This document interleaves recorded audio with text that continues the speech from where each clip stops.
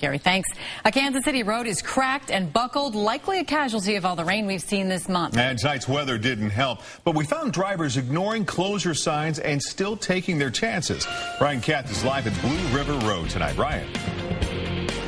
Hey there, Mark. As you can see, this stretch of road is not safe to drive on, but that hasn't stopped dozens of drivers from simply going around these signs tonight. We've even seen some people get out of their cars, literally move these signs to clear a path. On Blue River Road, it looks like an earthquake rocked South Kansas City. A 200-foot stretch has buckled and split, falling nearly 2 feet in some places, a crack large enough for me to stand in.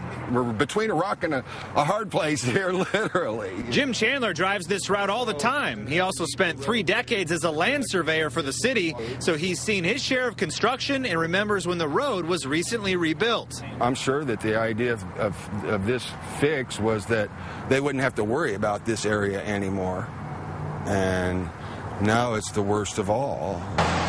While we talked, cars continued to drive by, ignoring the road closure signs and barely steering clear of the buckled pavement. It wasn't until the rain arrived that some drivers had second thoughts, perhaps aware of what likely caused the mess in the first place. We can speculate that the heavy rains and saturated soil probably contributed to the failure. A city spokesman said it's too early to tell, but confirmed that crews recently tore up the road, installed a drainage system, and built it back brand new. It is always our intent to have the roads last longer because we're dealing with limited funds, and we like to be able to have those funds for other worthy projects. A frustrating reality for taxpayers in a city strapped for cash. When we spend money on something, we kind of expect it to last for a while. And this problem won't be fixed with a Band-Aid.